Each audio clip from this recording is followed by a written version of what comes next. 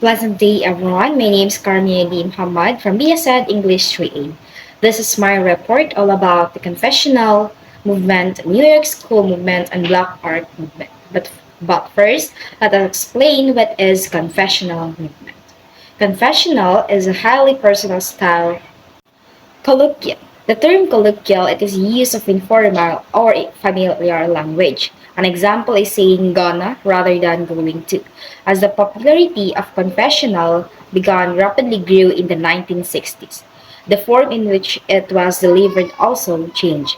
Confessional poets were now performing their poems during poetry readings and use various styles of performance to convey a sense of intimacy, exposition, and truth-sharing. Confessional poetry originated in rapidly changing America. The notion of the American dream, which many strive for, was being questioned by counterculture movements. The United States saw the rise of the civil rights movement of the 1960s, advocating for the equal rights and protection of citizens of color, the arms race with Russia during the Cold War and rapid technological innovations such as color TV, these are all important events in American history. As a way to counteract mainstream American culture and beliefs, confessional poets fought the nation of a gap between speaker and poet. The confessional poets wrote in a way that was direct and colloquial, that reflected traumatic and psychologically impactful experiences from their own lives. Confessional poets decided to stick to real facts and strayed away from the use of metaphors to describe real experiences or people. However, many confessional poets still use literary devices and figurative language in their poetry. Confessional poets' use of literary devices and figurative language is more free-flowing than in the previous styles of poetry. The four poets are historically associated with the origins of the confessional poetry movement are Anne Sexton, Sylvia Plath, Robert Lowell, and Snodgrass. For the confessional poetry tradition, American poems separated the poet and the speaker of the poem, creating a distance between the experiences of the poet and the experiences of the speaker in the poem. The confessional poetry movement's importance to the history of modern American poetry cannot be underestimated. Confessional poets were not unique to write about emotions and feelings, but they were unique in the way they wrote about intimate, highly emotional, and psychological experiences that were considered taboo, such as depression, suicide, drug use, alcoholism, and sexuality. Subject once considered too shameful to speak about publicity, confessional poets were now openly discussing them. So now, let's discuss New York movement.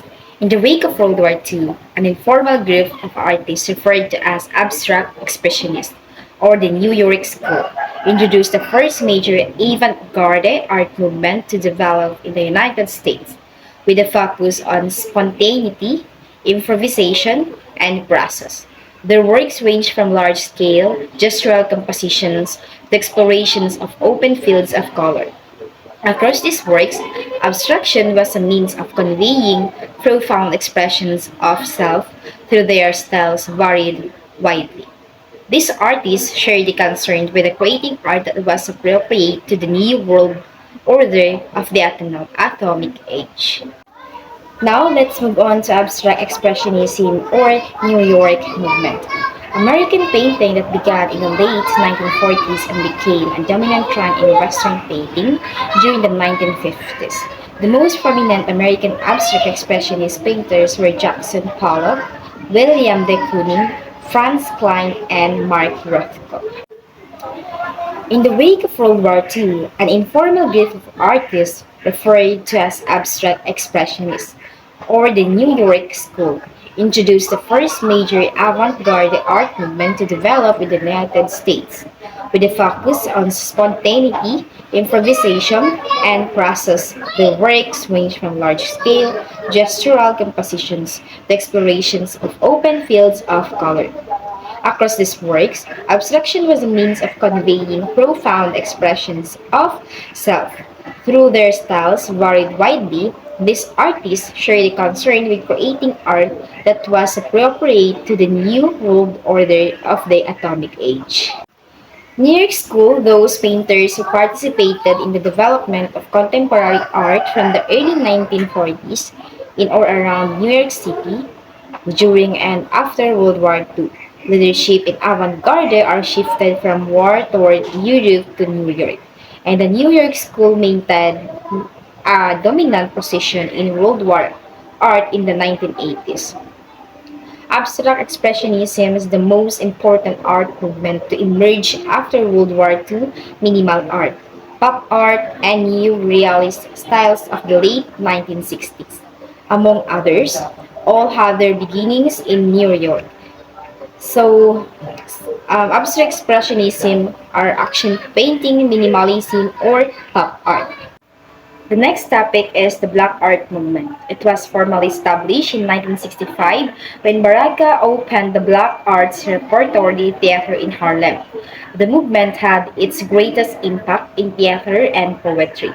Although it began in the New York or Newark area, it soon spread to Chicago, Illinois, Detroit, Michigan, and San Francisco, California. The Black Arts Movement was the name given to a group of politically motivated black poets, artists, dramatists, musicians, and writers who emerged in the wake of the Black Power movement.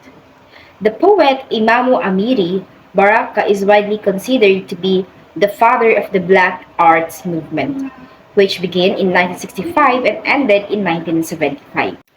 After Malcolm X was assassinated on February 21, 1965, those who embraced the Black Power movement often fell into one of two camps: the revolutionary nationalists, who were best presented by the Black Panther Party, and the cultural nationalists. The latter group called for the creation of poetry, novels, visual arts, and theater to reflect pride in Black history and culture. This new emphasis was an affirmation of the autonomy of Black artists to create the Black art for Black people as means to awaken Black consciousness and achieve liberation.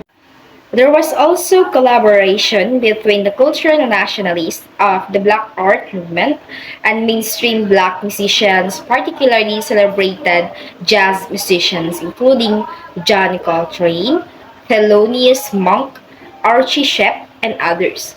Cultural nationalists saw jazz as a distinctly Black art form that was more politically appealing than soul, gospel, rhythm and blues, and other genres of Black music. Although the creative works of the movement were often profound and innovative, they also often alienated both Black and white mainstream culture, with a raw shock value which often embraced violence. Some of the most prominent works were also seen as racist, homophobic, and anti-Semitic and sexist.